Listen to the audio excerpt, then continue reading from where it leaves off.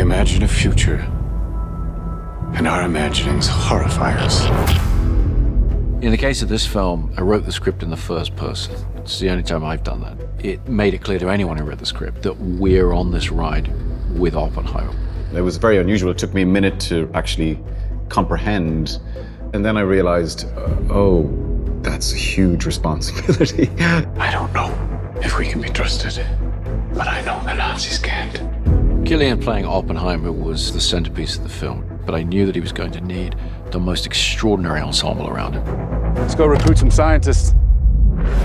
If Chris Nolan calls you and says that he'd like to meet with you, you're like, I don't care what it is. You'd be mad to say no.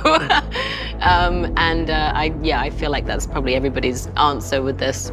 From the second I read the script, I knew that he had a very acute vision, and if he were able to render that vision, that this film would be a masterpiece. All America's industrial might and scientific innovation connected here. Keep everyone there until it's done.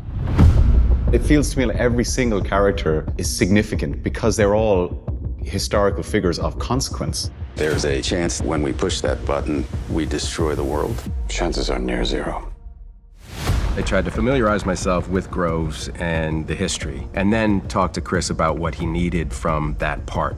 Groves was almost like a kindergarten teacher in some respects because these scientists were so eccentric and not necessarily trustworthy. I mean, if you're looking from a military perspective. Why would we go to the middle of nowhere for who knows how long? Why? How about because this is the most important thing to ever happen in the history of the world? I was aware of who Lewis Strauss was. I came to have a pretty even-handed understanding of him. He was a righteous guy. I think he was a great public servant, but he's always behind the scenes. I've always appreciated the people who are backstage. Truman needs to know what's next. What's next? With Kitty Oppenheimer, what I really was drawn to is she refused to conform to the sort of feminine ideal of the time. She had this defiance against the system that felt so modern. Jean Tatlock was blunt, knew what she wants, but at no point is she ever punished for that, and especially not by Oppenheimer. Theory will take you only so far. Oppenheimer sees things in sort of different dimensions.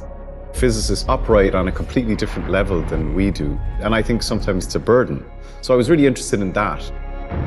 What we were looking for was a remarkably centered performance, the heart of the film, but also an ensemble piece. I was there on set every day, surrounded by a team of actors who knew more than I did about what was going on from their point of view. And that's what you're really looking for as a director. It's a profoundly moving and overwhelming experience watching it, because you feel so compelled to watch what's happening with these people and how they're drawn into the biggest of moral dilemmas and what they're wrestling with, all of the characters. With the sound design and the score and the emotionality of it, this is not a film, this is an experience.